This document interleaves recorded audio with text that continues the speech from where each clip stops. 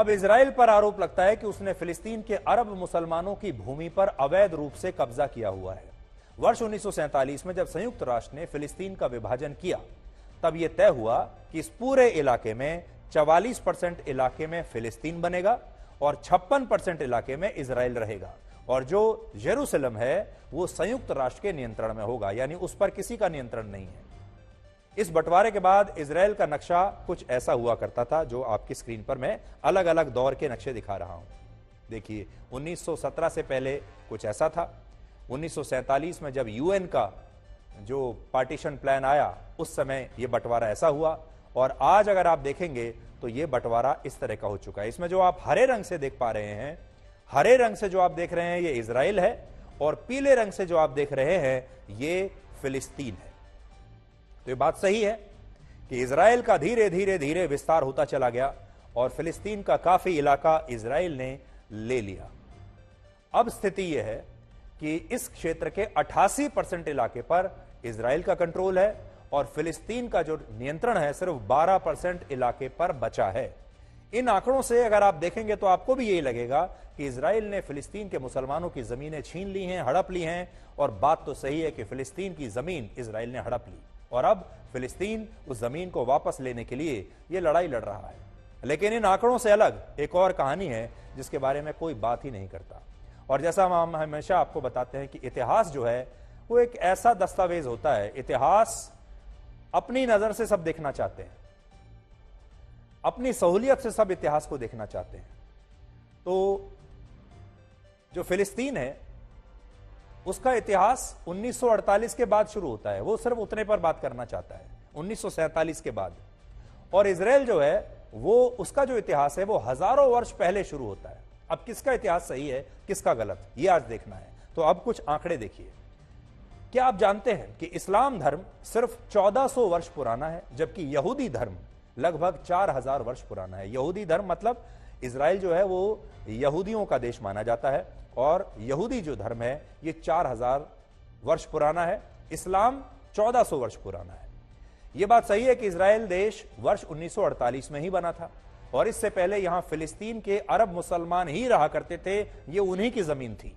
लेकिन यह भी सच है कि जब इस्लाम धर्म की उत्पत्ति भी नहीं हुई थी, तब यह पूरा क्षेत्र यहूदी धर्म के लोगों का हुआ करता था, और इसे किंगडम ऑफ इजराइल या किंगडम ऑफ जूडा कहते थे। और यह बात 1000 ईसा पूर्व की है। इस्लाम, ईसाई और यहूदी, ये तीनों ही धर्म अपनी शुरुआत की कहानी को बाइबल के पैगंबर इब्राहिम से जोड़कर देखते हैं। और इसीलिए मैं आपको बार बार कहता हूं, यह असल में एक धर्म युद्ध है, और इस धर्म युद्ध में दुनिया के 3 बड़े धर्म हैं। एक इस्लाम, दूसरा क्रिश्चियनिटी यानी ईसाई धर्म, और तीसरा यहूदी धर्म। पैगंबर इब्राहिम के पुत्र आइजैक को भी इन्हीं तीनों ही धर्मों में एक विशेष स्थान दिया गया है, और आइजैक के पुत्र जेकब का भी इन सभी धर्मों में जिक्र आता है। फर्क सिर्फ इतना है कि ईसाई धर्म में जो जेकब है वही इस्लाम धर्म में पैगंबर याकूब है। दिलचस्प बात यह है कि आइजैक के पुत्र जेकब को ही इजराइल भी कहा जाता था, और उन्होंने ही अपने 12 पुत्रों में 12 कबीलों को बांटकर इजराइल राष्ट्र की स्थापना की थी। इन 12 पुत्रों में उनके एक पुत्र का नाम था जूडा, जिन्हें यहूदा भी कहते हैं, और यहूदा के नाम पर ही उनके वंशज यहूदी कहलाए और उनका धर्म यहूदी माना गया। फिलिस्तीन के मुसलमान जिस भूमि को अपना बताते हैं, उस भूमि पर आज से 3000 वर्ष पहले यहूदा साम्राज्य का शासन था, और इस हिसाब से देखें तो फिलिस्तीन के मुसलमानों से कहीं पहले, हजारों वर्ष पहले, यह भूमि यहूदी धर्म के लोगों की हुआ करती थी। जिस तरह का टकराव आज यहूदी और इस्लाम धर्म के लोगों के बीच है, वैसा ही टकराव पहले ईसाई और यहूदी धर्म के लोगों के बीच था।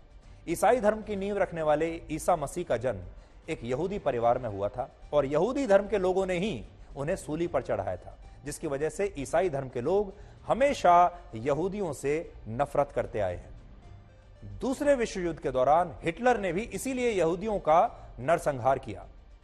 उस समय यूरोप में 90 लाख यहूदी रहा करते थे, जिनमें से 60 लाख यहूदियों की हत्या कर दी गई, और इसी के बाद दुनिया भर से यहूदी धर्म को मानने वाले लोग इकट्ठा होकर अपनी जान बचाने के लिए वापस फिलिस्तीन आ गए, शरणार्थी बनकर। और फिर वर्ष 1948 में इजराइल देश अस्तित्व में आया। सारे यहूदियों को रहने के लिए एक अलग देश बना दिया गया जिसका नाम था इजराइल। ये वो यहूदी थे जिन पर अत्याचार हो रहा था, हिटलर इनका नरसंहार करवा रहा था।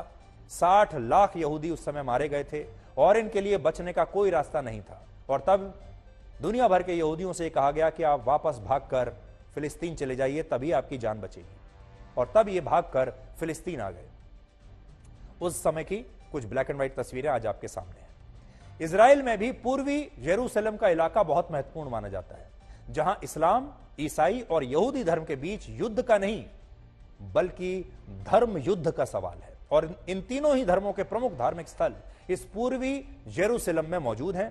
और आज मेरे सहयोगी आशुतोष मिश्रा ने पूर्वी यरूशलेम से आपके लिए खास तौर पर इसीलिए ग्राउंड रिपोर्ट तैयार की है, जिससे आप इस धर्म युद्ध को और बारीकी से समझ पाएंगे। और यह रिपोर्ट अगर आपने आज देख ली तो फिर इजराइल की जो पूरी समस्या है इजराइल और फिलिस्तीन की, इसे आप बहुत अच्छी तरह से समझ पाएंगे। यरूशलेम की दरअसल वास्तविक स्थिति आज की तारीख में है क्या, ये जानने समझने के लिए आपको सबसे पहले यरूशलेम की ये तस्वीरें दिखाते हैं। और ये दरअसल ओल्ड सिटी है। इन तस्वीरों में आप जो देख रहे हैं ये ओल्ड सिटी है और इसी के साथ लगभग कई हजार साल पुरानी जिसको मान्यता मानी जाती है, दरअसल ये उसका ढांचा आप यहाँ पर देख रहे हैं, वो स्ट्रक्चर है। अब आप समझिए कि ये जो यरूशलेम आप देख रहे हैं कि ऊपर एक डोम भी है, यानी मस्जिद भी है। यहूदी मानते हैं कि दरअसल ये उनका मंदिर है और क्रिश्चियन मानते हैं कि यहाँ पर चर्च है। ईसाई धर्म के लोगों का जुड़ाव इस क्षेत्र में इसलिए है क्योंकि उनका मानना है कि ये वही जगह है जहाँ कलवारी की पहाड़ी पर ईसा मसीह को सूली पर चढ़ाया गया था। और उनका मकबरा स्पेलकर नाम के चर्च के अंदर है। और ये चर्च ठीक है जो दीवार आप देख रहे हैं इसके अंदर की तरफ है। ऐसे चूंकि बाहरी लोगों को और मीडिया को अभी फिलहाल अंदर जाने की अनुमति नहीं है, लेकिन ये वो हिस्सा है। और इसके साथ साथ अगर आप देखेंगे तो स्पेलकर चर्च के साथ साथ ये माना जाता है कि चूंकि ईसा मसीह के पुनरुत्थान का स्थल भी यही है। लेकिन अब हम को लेके चल रहे हैं उस इलाके में जहां पर डोम ऑफ रॉक मौजूद है। डोम ऑफ रॉक यानी मस्जिद का वो सुनहरा हिस्सा, वो सुनहरा गुंबद, क्योंकि ये मुसलमानों के लिए बेहद महत्वपूर्ण है। अब इसलिए क्योंकि डोम ऑफ रॉक और अलक्सा मस्जिद यहीं पर स्थित है। ये मस्जिद इस्लाम का तीसरा सबसे पवित्र स्थल है और मुसलमानों का मानना है कि पैगंबर मोहम्मद ने यात्रा के दौरान मक्का से यहाँ तक का सफ़र किया था और सभी प्रॉफिट की आत्माओं के साथ प्रार्थना की थी। अब आप देखिए ये जो आप सुनहरा हिस्सा देख रहे हैं डोम का, यहीं पर है डोम ऑफ रॉक। और ये मानते हैं कि इसी मस्जिद से कुछ ही कदम की दूरी पर डोम ऑफ रॉक की आधारशिला है। और वो अगर आप देखना चाहें तो ये जो मस्जिद है वो उससे ठीक नीचे ही मौजूद है। तो आप ये मस्जिद देख रहे हैं सुनहरा गोला, उसके ठीक आगे ये दीवार है, इसी को वेस्ट वॉल कहा जाता है। तो देखिए पूरी दुनिया में धर्म एक ऐसी चीज है जो लोगों को जबरदस्त तरीके से एक दूसरे से जोड़ भी देता है। और जब युद्ध करने की बारी आती है तो धर्म के नाम पर ही सबसे बड़े बड़े खतरनाक युद्ध भी लड़े जाते हैं। अब जल्दी से आपको फिलिस्तीन का इतिहास भी बता देते हैं। फिलिस्तीन हिंदी का शब्द है जो अंग्रेजी के पैलेस्टाइन शब्द से बना है। इजराइल के गाजा पट्टी और दूसरे क्षेत्रों में जो 5 बड़े इलाके हैं उन इलाकों को मध्य युग में फिलिस्टिया कहा जाता था, लेकिन यही फिलिस्टिया बाद में पैलेस्टाइन बन गया और पैलेस्टाइन को हिंदी में फिलिस्तीन कहा जाने लगा। जब कसदी यानी बेबीलोनिया साम्राज्य के हमले के बाद इजराइल के लोगों को दूसरे देशों में जाकर शरण लेनी पड़ी थी और इस क्षेत्र में अरब के खलीफाओं का शासन आया, तो इस क्षेत्र में मुसलमान आकर बसने लगे। इनमें भी जो लोग फिलिस्तीन के क्षेत्र में आए उन अरब मुसलमानों को फिलिस्तीनी कहा गया। फिलिस्तीन के मुसलमानों ने यहूदी धर्म के लोगों की भूमि पर कब्जा किया, लेकिन जब इजराइल बना तो उसने ये जमीन फिलिस्तीन के मुसलमानों से वापस ले ली और तभी से ये पूरा की पूरा संघर्ष चल रहा है।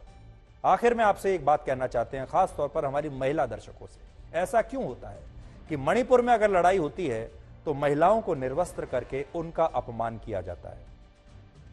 ऐसा क्यों होता है कि जब इजराइल में यह युद्ध चलता है तब आतंकवादी वहां पर भी दोनों तरफ से सिर्फ महिलाओं का अपमान होता है, महिलाओं का बलात्कार होता है, महिलाओं की हत्या होती है और महिलाओं को ही निर्वस्त्र करके पूरे शहर में घुमाया जाता है?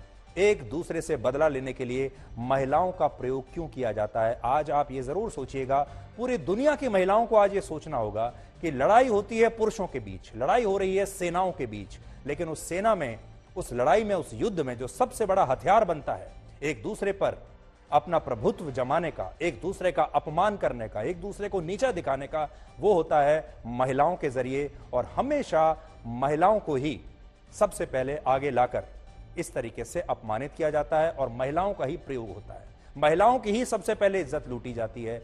ये जो बात है इसे हमें बदलना होगा।